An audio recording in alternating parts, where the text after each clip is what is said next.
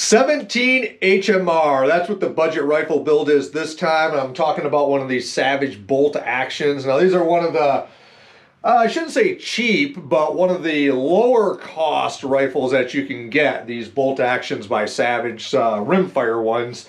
And they're pretty darn accurate. So let me get a little bit into this and why I'm holding on to one of these stinking rails. If you guys have watched my old content, you're gonna know about that.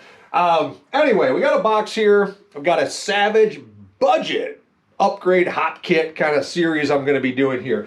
First, I'm going to talk about this one. Now, this is my Savage 17 HMR. Comes with this stock. Hey, it's another one of my Southpaws. It's a left-handed one. Stainless bull barrel. This thing's kind of a tack driver. I love it. Shoots well. Affordable to shoot in comparison to the centerfire stuff. But this is the same rifle that is offered in a whole bunch of different configurations by Savage. This particular one with stainless steel and this hardwood thumb stock like this laminated. These are just shy of $500. I'm going to put this back. This thing's almost too nice to take out chasing around groundhogs and coyotes and stuff, banging it around. So I went with the base model. I went with the base model with a threaded barrel. And a base model with just the cheapest old stock, this little thing that you can get. And I've already got it kind of a bit apart. Now, making this content was a little bit of hindsight here of doing this. Started tearing into this thing and I immediately ran into issues, hence it's apart. I'm going to show you guys the rifle. Now here's the rifle. Came in that box and in this stock and it looked just like that, right? So what do I want to do with these things when I hop up these budget you know, in budget, I mean more affordable package rifles. Like, what can we do to make these things feel a little bit better? Trigger smoothness, get a little better in the weight. Just overall be a little bit better package and update or upgrade the areas that the factory skimps on a bit to save money.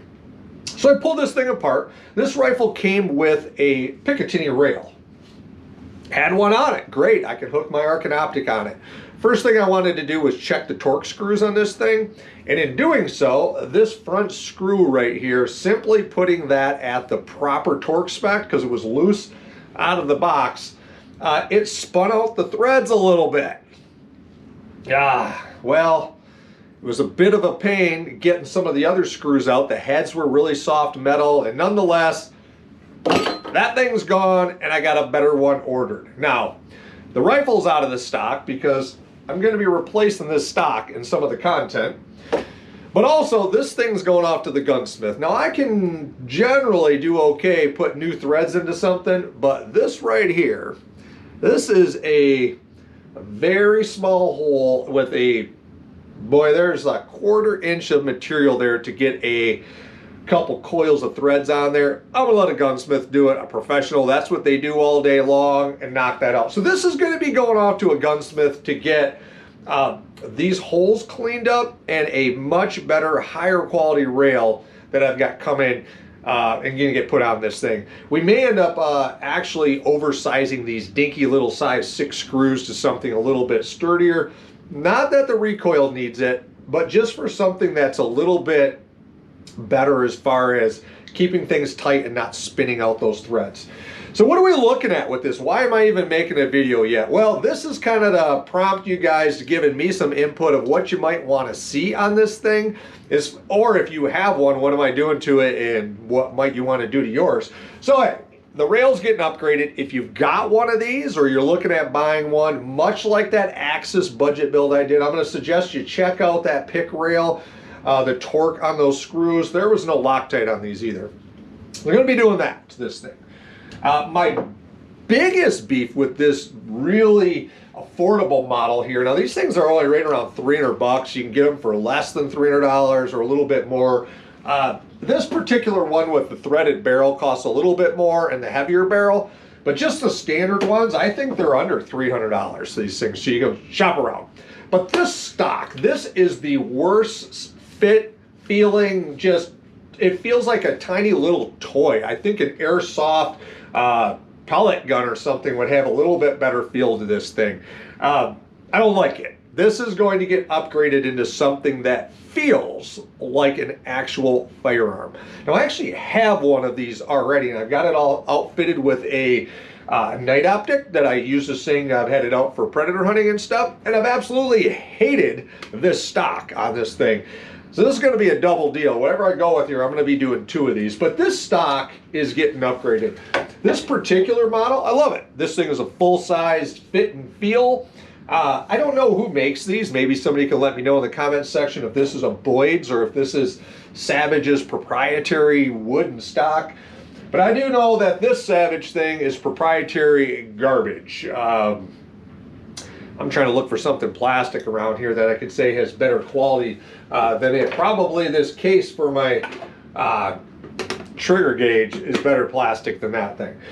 Which leads me to the next thing we're going to do on this thing. And we shopping around. Do they make aftermarket triggers for these 17 HMRs, these things? Do they make them? I'm banging around down there a little bit. The 93R17 is what these are called, by the way.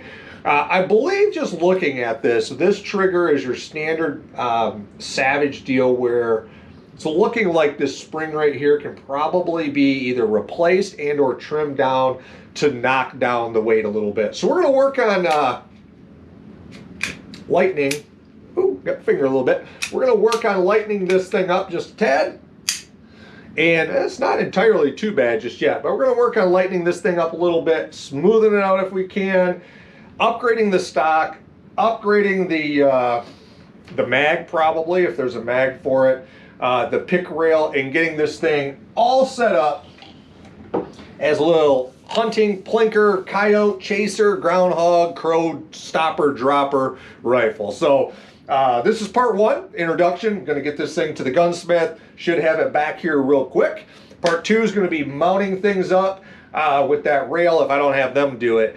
But I want to know beforehand, what is a stock that you guys would like to see me go with? I don't want to go with one of these. I already have it, and my options are limited, and I'm hoping maybe one of the comments, one of the subscribers are going to lead me to a stock that I am missing. I'm looking at going with the MDT at this point. That's what I'm looking at. The thing's about 300 bucks. The stock costs as much as the rifle. Do I want to do that to it? Why not, right? So that's what we're looking at for stocks. If you know anything about triggers, let me know as well. If you've got one of these things and it likes a particular ammo, let me know that. If it hates a particular ammo, let me know that. I don't know, let me know your favorite Sloppy Joe recipe or something like that too. But thanks for checking in. Again, this is segment 1 of the next budget build of another Savage here. Got a lot of this stuff coming up, so keep on checking into the channel. Thanks for chiming in, and I guess until next time, get on out there and keep on shooting.